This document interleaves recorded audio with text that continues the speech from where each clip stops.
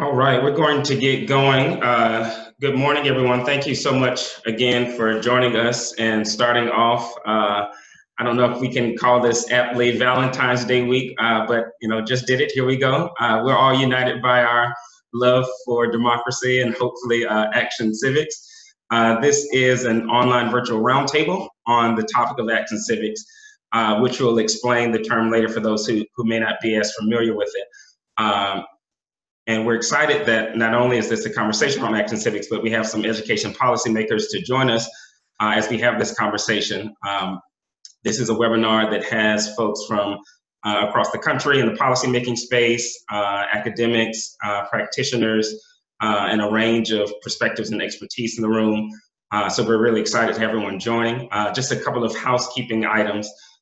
We'd ask that as everyone joins, participants are automatically muted, and we'll have a time for interaction. If you want to interact with one of the presenters, please chat your questions if it's urgent. But what we encourage is for folks to wait until the conclusion of the presentation, and then we'll commence a more roundtable sort of portion where we can go back and forth for a bit. Again, welcome to the virtual roundtable on Action Civics. The topic of this will be moving through our through an Action Civics Lens report, and we are going to get going now. Hopefully, everyone can see the screen which is being shared. Those slides will be present as I'm Andrew Wilkes, Senior Director of Policy and Advocacy at Generation Citizen. I'm joined here by my colleague Dana Harris, who's our Advocacy Director at Generation Citizen. And we're going to get going. So this is an overview of what we'll be covering today. We'll do a few introductions. I just shared a bit about Dana and myself. We'll give an overview for Generation Citizen, for those who may not be familiar with our work. Then we want to make sure we can take some time to walk everyone through the report through an Action Civics lens, which is the subject of today's conversation in many ways. And then we want to have a targeted conversation about how to influence state level policy to scale up and build demand for Action Civics. There are really two principal levers to make that happen. One is through legislation, the other is through administrative code, particularly standards. And just want to give a brief introduction of our guests. Their names are there, but Brian Baranch will be moving through the legislative end. We'll say a few more words before he comes to join us. And then to speak to the social studies standards end, we'll have Don Gifford from Kansas Department of Education, and then we'll have Tammy Waller to speak to the same, which is social studies standards from Arizona's Department of Education. So we want to begin with just a quick overview of Generation Citizen and our Policy and Advocacy Department. Policy and advocacy is the newest stream of our work here at Generation Citizen. And the goal of our policy and advocacy work is really to make sure we can do two things. One is to scale up the presence of Action Civics in the classroom. By Action Civics, we mean student-led projects where students are identifying issues that are of importance to them, determining the root causes of those issues, and then strategically engaging local government so that they can address those issues. And then on the advocacy end, a part of what we're seeking to do is to use thought leadership, coalition building, and state level policy influence strategies to make sure that we can have Action Civics on the books in terms of legislation as well as social studies standards as well. So just want to give a quick visualization of Action Civics. We recognize that there are multiple learning styles, and so we want to try to lay this out in a few different ways. The headline from what's here is that Action Civics is a project-based approach to civics education, as opposed to focusing on civic knowledge or how a bill becomes a law, or solely studying how political institutions work. And the idea is to develop civic knowledge as well as civic skills and dispositions so that students can be prepared for lifelong civic engagement and the practice of democracy. And so this kind of visual path hopefully gives you a way to understand what that work looks like in practice. one of the things that we're increasingly doing here at Generation Citizen, as well as a number of other civic education organizations, is making sure that we're really foregrounding the importance of equity when we talk about what civic engagement entails. And in terms of equity, we recognize that as scholars like Mira Levinson have demonstrated, that there's a civic engagement gap between students who are from lower income communities, communities of color, in many cases rural communities, that these demographics participate in government at lower rates than their higher income and white counterparts. And there's a bit of a foil and juxtaposition between that civic engagement gap and a civic learning gap, whereby youth of color, those from lower income backgrounds, and again, often students from rural contexts are disproportionately excluded from high quality civic learning opportunities.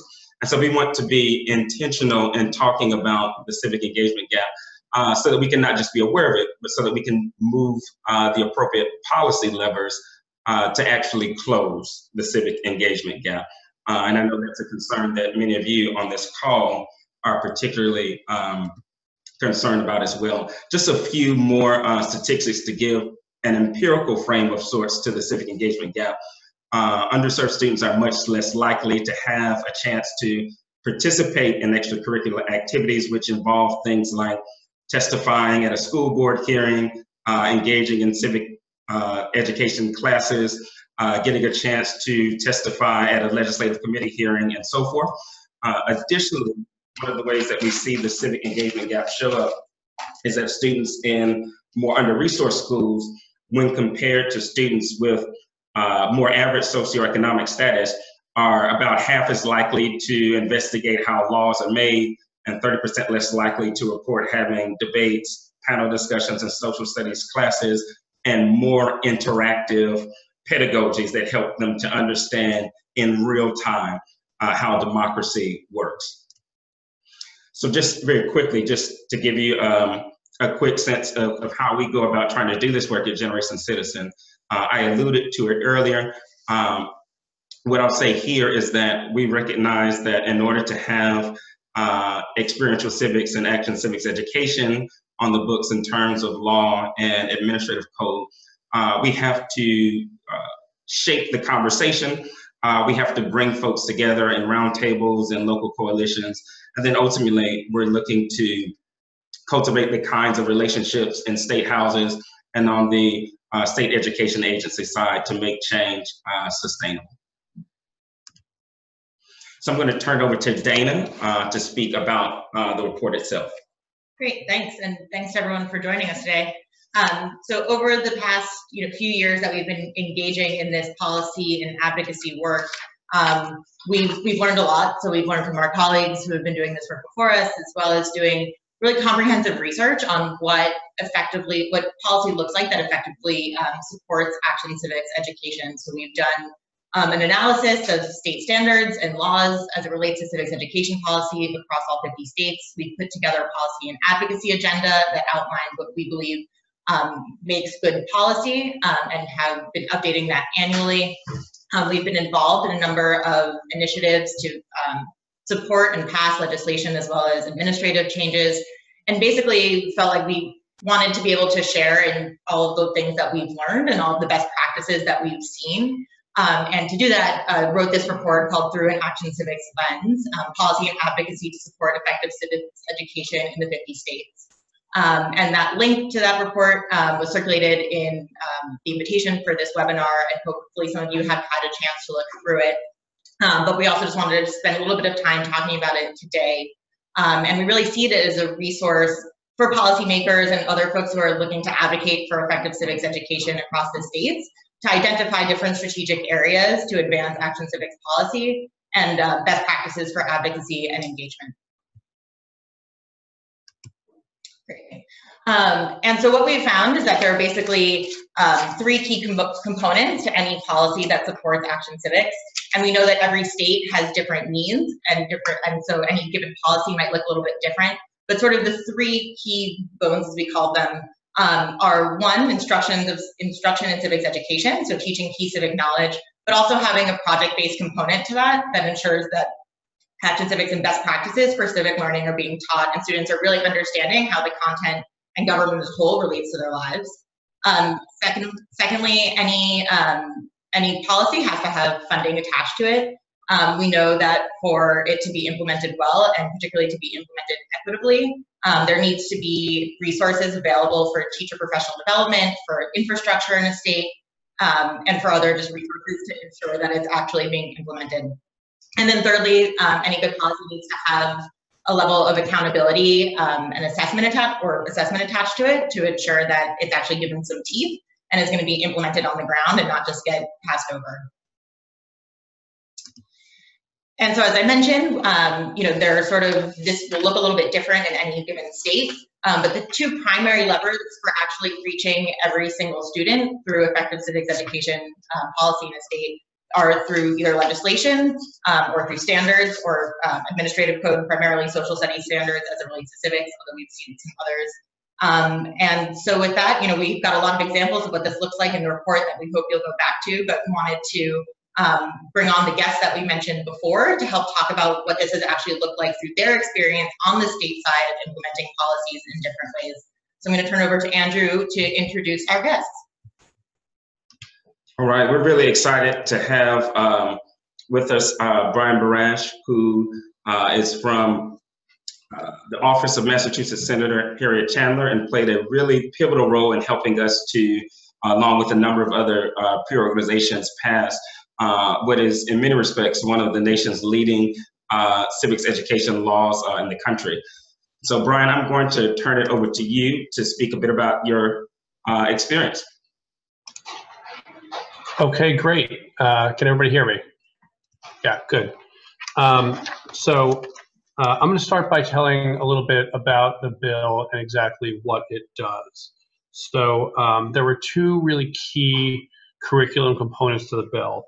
The first is a civics curriculum requirement, and the curriculum requirement for Massachusetts was actually a less critical element of the bill because our Department of Education was already implementing that aspect when we began writing this bill. But I imagine in other jurisdictions that would be a key component of it. The second component of the curriculum that's critical is we require 2 civics projects at different grade levels. And what we expect will probably happen is that one of them will be included into the 8th grade civics curriculum that's currently being implemented, and that one of them will be in the high school level to reinforce those skills and to give people a second chance to really get a hands-on experience in civics, which we are really excited about. So another key aspect of that is funding. As mentioned earlier, funding is critical if you want effective civics programs, and so we created a state-administered civics project trust fund, which has been implemented. It is going to be funded, fingers crossed, in this upcoming budget. It also allows for both public and private funding. And so we are looking at, and there are some private partners that are interested in putting some funds into that as well. So just quickly on implementation, there also, the bill calls for professional development and gives regulatory authority for the department to, implement at greater detail the elements of the bill. So 2 key sort of ancillary but really important programs that were included as part of that. There is a Commonwealth Civics Challenge, which is an 8th grade student competitive evaluation of civics projects that is contemplated to begin a little bit into the process, probably a year or 2 in. And then also a high school voter challenge, which is modeled off of a California law, which would be student-led registration drives, because the senator I work for, Senator Chandler, felt voter registration was a key component of effectively fostering civic skills at the high school level. So that's what the bill does. I'm next going to talk through a little bit about the process that it took to get us there.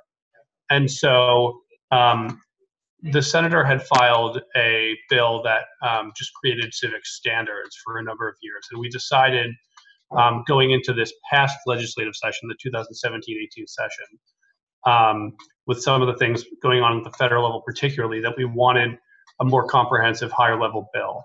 And so the senator brought together different stakeholders, which included Generation Citizen and iCivics and other civics organizations, as well as legislators and people from our administration and the Department of Education, to really talk through what's the department already doing and what could be done through legislation to complement that. And what we found was that the department was working on this 8th grade civics course as part of a restructured social studies and history framework that they were working on. And we really worked with them to create a law that would go hand in hand with that. So the second step after drafting the legislation and filing it was bringing together a number of other legislators who were interested in the topic of civics and incorporating some of their ideas from their legislation into something that became sort of an omnibus piece of legislation, which was then put before the state Senate here and passed the state Senate. It passed the House of Representatives here in a slightly modified form. There were some concerns about required civics projects and what that would mean in terms of things like learning time. And so there was an effort to reconcile the two bills, which was passed and sent to the governor's desk. But we did hit a hiccup. The governor sent them back with some modifications. And after a few months of work, though, we were able to get through those modifications and get the bill across the finish line and to the governor's desk again, and he signed it that second time. So, it took a lot of cooperation, bringing in a lot of stakeholders. We had a bipartisan group of legislators. We had a bicameral group of legislators. We brought the administration into that process, and we think creating that coalition is a key part of why the legislation was ultimately successful. And a key role in that was the Civics Coalition that was built in part by Generation Citizen, the JFK Library, many, many others. And they really were able to pull together. We realized we had so much expertise in the area of civics education here in Massachusetts, but there wasn't really an advocacy focus to it. We had a lot of groups doing national work and that were very interested in this topic, but really no one who was helping to consolidate and push for reform at the state level. And our partners like Generation Citizen really, really stepped up and pulled people together, created a really effective coalition, provided resources to us, research, information, even legislative support, calls to legislators, things like that. So it was really critical to have that coalition formed on the outside to back up the work that the legislators were doing. Was a critical component of our success. So in terms of implementation, we're kind of still going through that right now. So we just met with the Department of Education here recently to start going through the beginnings of what this requirement is going to look like when it's fully implemented. The funding, as I mentioned before, we're still in the process of securing that funding. We have our state budget coming up in April and May, and that will likely be when that gets addressed. And so we've still got some work to do to get to full implementation. The good news is because the administration had a head start on the class requirement, the 8th grade civics course will start this coming fall. So that's really exciting. I think that's what I've got for you for now, and I'm happy to answer questions at the end. Thanks so much, Brian. Incredibly helpful. And again, on behalf of not only Generation Citizen, but all of the advocacy groups in Massachusetts that work with your office and other lawmakers to get this passed, really appreciate your leadership and collaborative spirit in making this happen. We're going to transition to another part of the country now, and I'm going to invite Don Gifford to talk a bit about some of what they've seen in terms of social studies standards, design, and implementation in their state. And so without further ado, Don, I'm going to turn it over to you. Well, thanks for asking me to participate today. We're really excited about what's going on around civic engagement in the state of Kansas. For some context, I'll let you know that Kansas is a local control state where local school boards are responsible for implementation of legislation and regulation and policy, and for the implementation of standards. So in 2000, Kansas has a terrible voter turnout in local elections.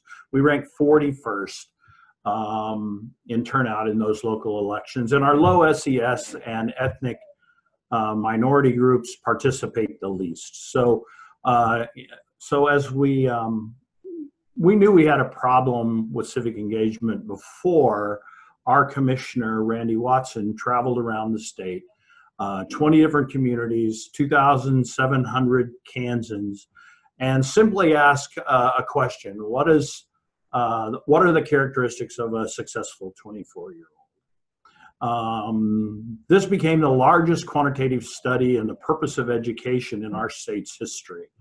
And the data startled many. 23% of what Kansans said makes a kid successful were considered academic. The rest are interpersonal and intrapersonal skills. We realized that, in fact, the success in school was not the success in college, career, and life that we anticipated. So many of the intrapersonal skills mentioned in the survey were generally grouped around the terms of duty to others, responsibility, community, or civic engagement. And so as a result of that, the Kansas State Board of Education created a moonshot goal of leading the world in the success of each student. While they were at it, they decided to write a definition of successful high school graduate. And that successful high school graduate has essentially five parts. They are academically and cognitively prepared. They possess the technical and emotional skills, and they are civically engaged prior to leaving high school as a requisite for a success in college, career, and life. So this is how the Kansas State Department of Education Civic Initiative began. There isn't much stomach for mandates in our state.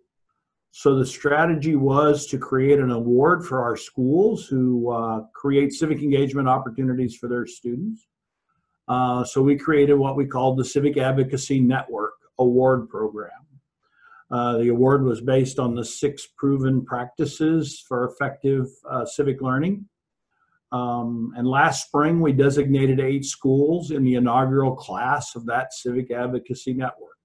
So these schools are essentially members of a network whose job it is to coach and work with other schools so that they can improve those schools' civic engagement opportunities and their culture, and they join the network. So essentially, when they win the award, they're in the network for 3 years. They stay in the network by getting other schools into the network. So ultimately, we will suspend the Kansas Advocacy Network Award because all the schools will already be in the network. They will also present at our 2nd annual Civic Engagement Conference that we're having April 4th. We anticipate nearly 500 students and educators to participate in this day-long event. It was a great success last year, generated a lot of excitement. And we're excited about that. So that is around the Civic Engagement Initiative. We also are reviewing and revising Kansas State standards for history, government, and social studies. And so in our standards revision, we will include competencies that create an expectation for students to be engaged in their schools and communities. The mission statement for social studies education in our state is that that we have informed, thoughtful, and engaged citizens. So that's the purpose of social studies instruction in our state: informed, thoughtful, and engaged citizens. And so we're going to have competencies that require students to be engaged in their schools and communities in order for them to graduate from school, at least in the sense of the standards. Again, the standards are implemented by local school boards. We don't have a lot of control over how those are implemented. So this change of focus from academic achievement to student success in state schools has led to another thing in Kansas, which I'm intimately involved in, and that's called the Kansans Can Redesign Project. So right now we have 47 districts who are redesigning the way they do school around the idea of student success.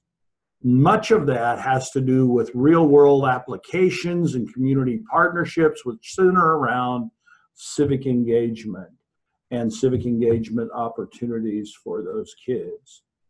So we know it isn't enough for our kids to have civic skills and knowledge. We've been teaching civic skills and knowledge forever to no success.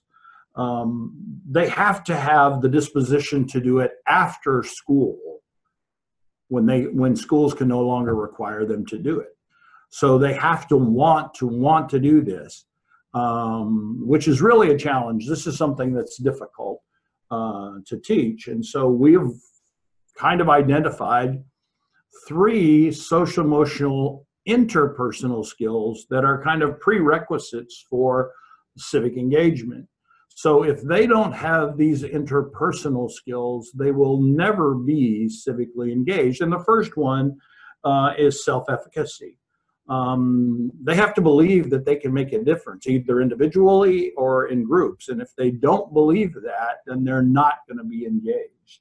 Secondly, they have to have assertiveness. They have to be willing to stand up for themselves and others when they need to do that. And then lastly, they must have empathy. If they don't care about their community or the people who live in that community, they're never going to actually participate or be civically engaged in the sense that we want them to be. So we're excited about what we have planned in the future. We have coming up soon plans for a civic engagement credential, which will attach to a student's transcript. Which will involve skills, knowledge, intent, and actions of the student whilst in high school. So we're excited about that. We're going to have a leveled recognition of districts who provide opportunities for their schools to create civic engagement cultures in those schools. And so that'll be a leveled kind of award program. And our belief is that the biggest educational factor in the future engagement of students is the civic engagement culture of their school. So if their school encourages civic engagement, if the school participates in civic programs like Action Civics, if they actually do those things, and they create these transformational moments for our kids so the experiential learning can take place, we're very hopeful that that will lead to an improvement of engagement in our schools. And we really do understand the difference between involvement and engagement, and we don't want our students involved in our communities and schools. We want them engaged in our community schools. So I'll answer questions at the end, but thanks a lot for the opportunity to share. Thanks so much, Don. Really informative to have you join us. Thank you in particular for lifting up those social emotional skills of self-efficacy, assertiveness, and empathy that correlate with students being engaged civically in a meaningful and sustainable kind of way. Really appreciate you highlighting that point, which not only resonates in Kansas, but I think many of the folks on this webinar have seen that throughout the literature on civic engagement and civics education. So it's really great to hear you speak to that. Our last policymaker for the moment is going to be Tammy Waller, who's joining us from Arizona's Department of Education. But prior to introducing Tammy, just want to share a couple of housekeeping notes. The first is to let everyone know who may not already be aware that this webinar is being recorded. And so if you joined once the webinar was already underway, you'll be able to have access to the entirety of the webinar, as we'll be sure to send it out to participants once the webinar concludes. Secondly, I also want to inform everyone that we will have time for comments at the end of the presentation. That'll be the roundtable format, which will be a more interactive opportunity to engage with either Dana and I, or in particular, we want to direct some of your questions and comments to our guest policymakers who have joined us. And so without further ado, I'm going to turn it over to Tammy, who is going to speak about some of the incredible work that we have seen taking place in Arizona.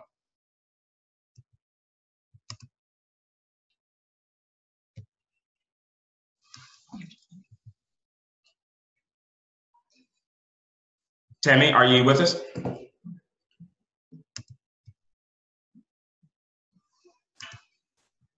Yeah. Okay, the mute was a little bit stingy there. Okay, so good morning, and I'm very excited to be joining you from Arizona to share some of the things that we've been doing to promote civic engagement and active citizenship and active civics. And just going in a little bit the way Don did with the context, Arizona is also a local control state, but I think sometimes we have maybe a little bit more control at the state level than Kansas. The districts are in charge of curriculum and materials to meet the standards, but we can write our standards in a way that encourages school districts and charter schools to approach the standards in a way that would allow for active projects. So there's some different things that Arizona was doing prior to our new standards design, which I'll talk about in a minute. About 6 years ago, we at the Department of Education started a program to reward schools and encourage them to embrace and use the 6 proven practices. Arizona, the carrot approach is a little bit better than the stick approach, and many times the legislature does not want to put instructional or curriculum mandates on the schools. As a matter of fact, we don't even have assessment for social studies in Arizona. So our conundrum was, how do we get schools to begin to use the 6 proven practices and make civic education a priority when there's no real requirement other than a half-credit semester of government at the senior year? So about 6 years ago, we started the Excellence in Civic Engagement program. And what this program did, it was threefold. First, we created an award to award schools. They could become a civic engagement school if they showed pervasive use of all 6 proven practices in their entire school, not just their social studies classrooms. And our first year, we had, I think, maybe 10 schools that applied for the award. Last year, we had 42 schools that actually won the award. And although we started out mostly with high schools, we now have elementary schools, middle schools. We have several alternative schools that have clientele of students who are not part of the traditional school system.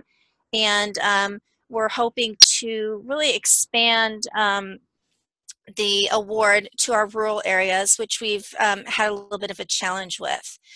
The second thing that we do is we have a committee of stakeholders in the community who have a passion and an advocacy for civic education, and we come together once a month, and we're the Excellence in Civic Engagement Committee, and we come up with how to to run the award. We come up with projects and proposals. We set goals each year to increase civic engagement. And one of the things that we talked about is next year having a civic summit in Arizona, bringing together all sorts of different stakeholders from both the education system and the community to really look at issues in our state and how to best meet the needs of Arizona citizens. We also do a lot of professional development. We bring in professional development for kindergarten through 12th grade and adult education throughout the year. And we have a civics conference each year, which culminates all of the work that we've done, and ours is March 1st this year. And for the first time, we're going to have students and educators. We started out as a K12 conference, and then we brought in higher education, the community colleges. In the last 2 years, we've brought in the adult education cohort to be part of the conference. So we're really excited this year about that. And during the conference, we give the awards to the schools, to our civic engagement schools, and they showcase all of the projects that they've done in their school and talk to other schools to encourage them and be ambassadors to get them involved in the program. This last year in October of 2018, the State Board of Education approved new history and social science standards for Arizona. Our standards were about 14 years old, and they were really very low-level knowledge-based standards. So in 2016, we brought together over the 2-year period 108 educators, community members, and organizations that were involved with social studies and civics to help write the standards. And those standards were approved. And those standards do, I think, a really good job of promoting the idea of action civics, the 6 proven practices, and also service learning. So we actually, for our 8th grade, we changed our 8th grade, which was a American history class. We changed that to a citizenship with a small c and civic engagement course for the year. And the entire 8th grade year then is focused on that issue, bringing in history and economics and geography as it relates to civics and civic engagement. At the 8th grade also, we have some projects that we're really excited about that are part of our standards. So while the school districts can choose exactly how to implement those projects, we have a standard that says that students are to engage in projects to help or inform others, such as community service and service learning. And we also have a standard where they identify, research, analyze, discuss, and defend a position on a national, state, or public policy issue, and they must include an action plan to address or inform others about the issue. And so we're really excited about that for the 8th grade, and then that continues at the high school level. We have kindergarten through 12th grade standards that focus on multiple perspectives, discussion of current issues. We have taken informed action now as part of the process by integrating in the inquiry arc, and we have a special set of standards called social science skills and processes, which talk about having discussions and deliberations and looking at those multiple viewpoints and perspectives. So we're really excited about the new standards because we think that at the standards level, it's really important to really lay out those guidelines for the schools. We also have 2 legislative initiatives that we're working on at the Department of Ed for the implementation. We have a civic literacy seal of proficiency, and students can earn that on their diploma when they graduate and on their transcript. And as part of that program, they take part in civic engagement activities and projects. They take part in simulations, they do service learning, so there's some different components. Right now our state board has opened up rulemaking and public feedback on the criteria that we brought in groups of stakeholders to create, and we're hoping that our criteria is approved in March and that students can start earning the seal in the 2020 school year. So we're excited about that. And we also have a civics pilot, and that pilot is to create an assessment that is more rigorous than our current naturalization test assessment that we have for all graduating high school students. And there is some money in the civics pilot for schools who take part to get some professional development, and it's all based on that teaching for civic engagement and active civics. So those are two things that we've worked with our legislature to help adopt, and we have some really strong proponents of civic engagement in our legislature that that have really come to stand up for putting more programs into the schools. We do have some challenges, though. One of the challenges we have in Arizona is the marginalization of social studies and civics education. Although everybody wants civics education and believes it's very important, unfortunately, what has happened is our statewide accountability system does not have civics as a component or even social studies education. Even though we have a college and career readiness category, we have not had any luck getting things like the Civic Seal or the Civic Engagement Award as one of the ways schools can show college and career readiness. So we're helping to work on that because we feel like civics has been pushed out. What I've been doing is every time I speak in every public venue, I always bring out the effects of the marginalization of social studies, especially civics, on our students and how it negatively affects equity and reading scores. The CCSO has done the SASSY group, which is the Social Studies Leadership, has done an excellent job of creating an infographic on the marginalization, which has become part of my my speeches and presentations to every group that I go to. And then, of course, we're always trying to work with legislators and groups that are passionate about civic education to help push this forward.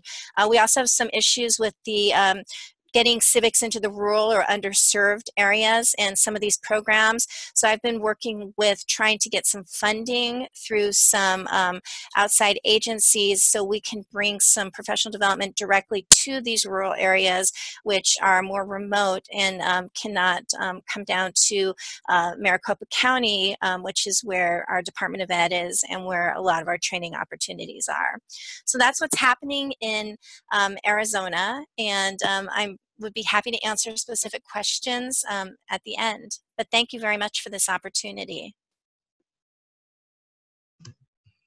Thanks so much, Tammy, for sharing about the really great work that's happening in Arizona. I think a question is already arising, and we're going to move a bit expeditiously through the next set of slides so that we can move in earnest to the roundtable section. Just a quick word of context before we do so. We just really wanted to make sure that we can have a comprehensive set of case studies to inform the roundtable conversation. And so we began in Massachusetts, then we swung to the heartland area of Kansas, moved on to the southwestern Arizona, and now I want to return us a bit to talking about the civic engagement gap as we prepare to talk through one final case study example, albeit in brief, just to make sure we can kind of frame and ground the conversation. So a part of what we argue at Generation Citizen, as well as a number of other peer organizations, is that Action Civics is one way to help close the civic engagement gap.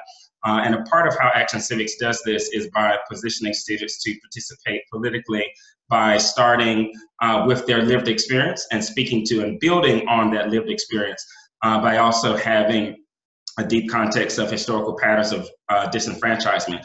Part of what the civics engagement literature shows is that if students' lived experiences are not brought sufficiently into the classroom, there can be civic disjuncture between what is coming from educators and what students actually experience in terms of how they may interact with be it local law enforcement, be it school resource officers, or other encounters with public institutions that feel incongruent or don't quite align with what they're hearing in terms of government, citizenship, and so forth.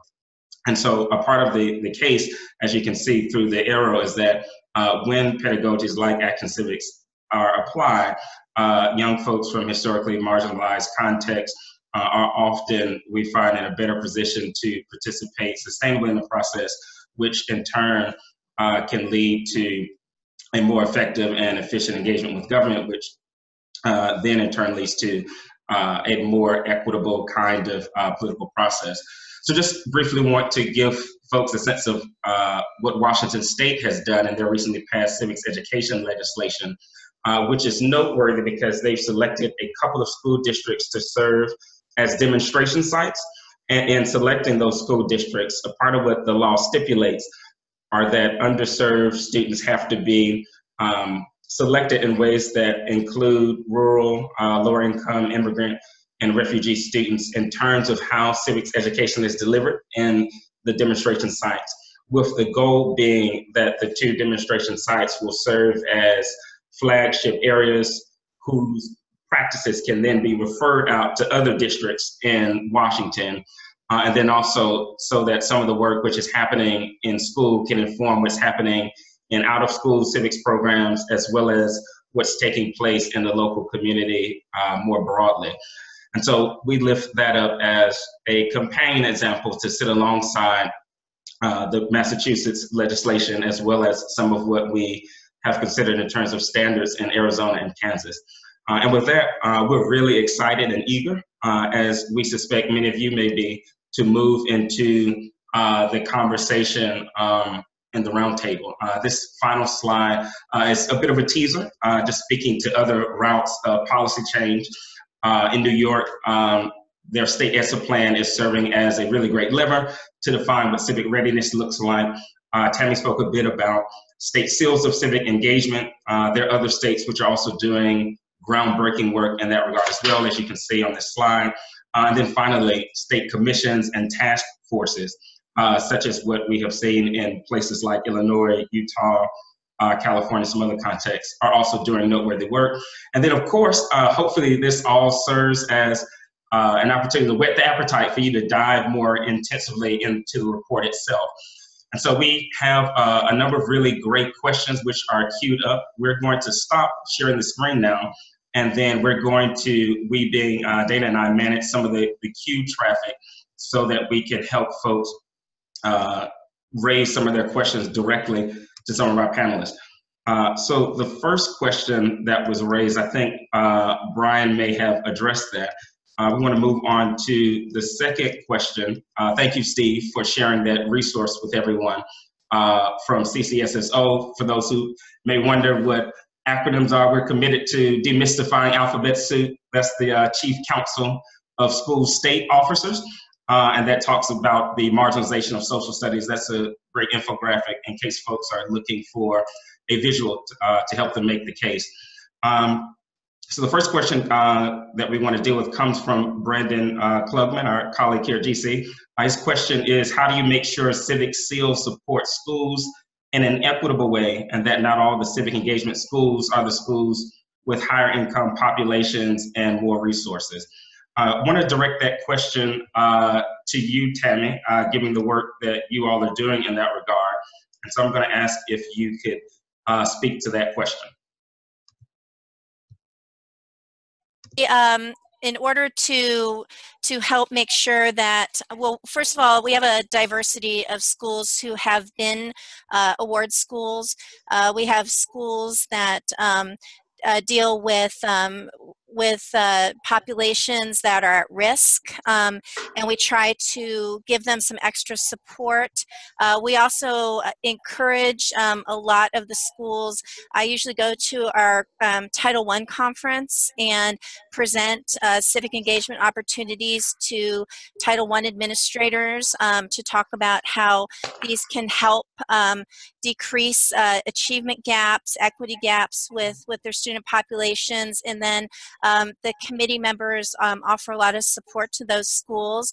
When we created the Civic Seal of Learning, we wanted to make sure that there were a wide variety of activities that would be able to be used for students. For example, for civic engagement opportunities, students can serve on tribal council, or they can speak before their tribal councils.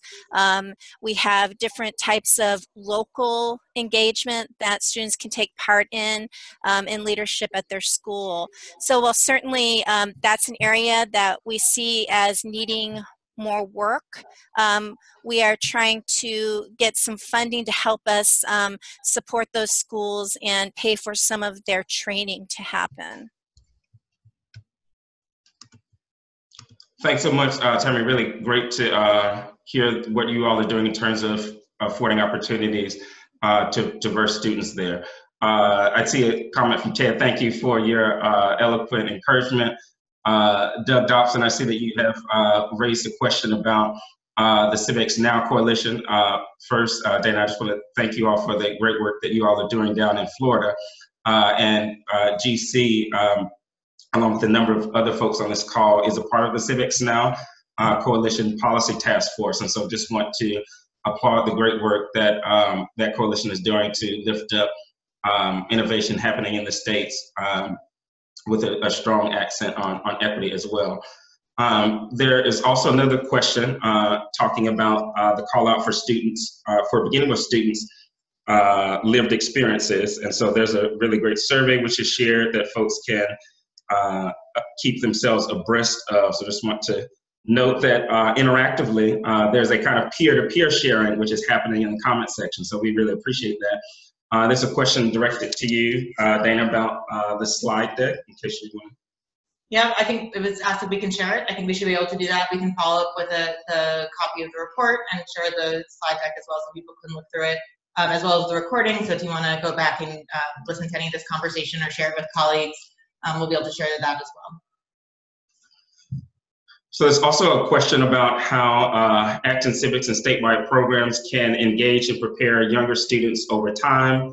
To what extent, and I'm paraphrasing a bit, can civics be a K-12 effort to great effect? I'm going to ask if Don might be able to address that question. Sure. We do civic engagement K-12. So we actually propose service learning projects for kindergartners, first grade, second grade, all the way through. These service learning projects may look different for a kindergartner than they would a middle school student or a high school student. But it's important that the students get the idea from the very outset that the school encourages them to help others.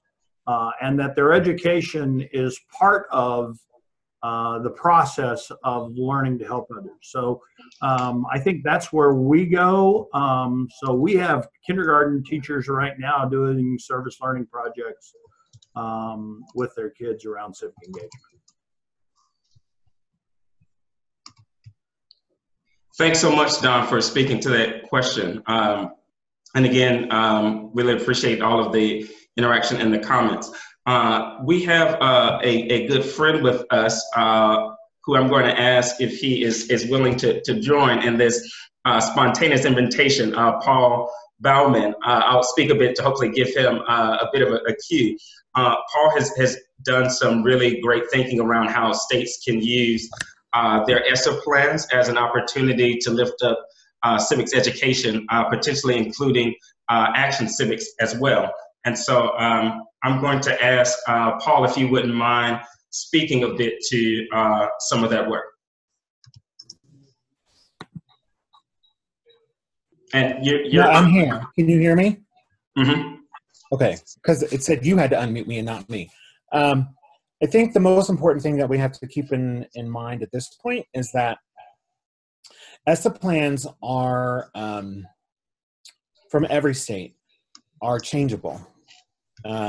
And the law initially provided that provision, and finally, within the last couple months, the Secretary gave guidance on how states should go about obtaining approval of changes in their ESSA plans. We had a huge number of changeovers in governorships and state chiefs in the last 2 years. And And because of that, we're likely to see many changes in states of ESSA plans.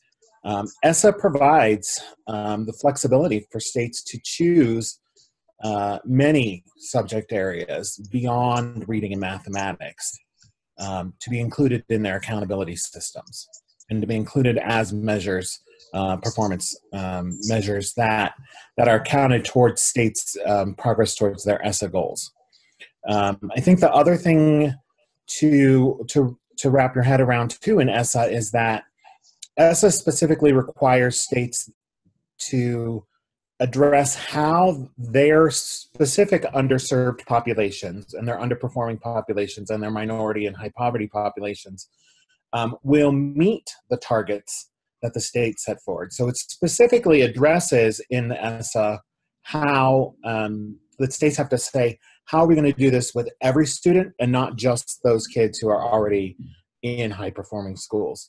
And so my suggestion to everybody on this call is to look to see if your state is considering putting in some sort of a revision to its ESSA plan and make the argument that as strongly as you can to those policymakers that some sort of measurement of civic education and civic performance, be that a more knowledge-based measure or a measure of student engagement in action civics or active civic learning or civic portfolios be included in your ESSA plan. The opportunity exists for us to do that, and I think we know that those accountability measures are incredibly important.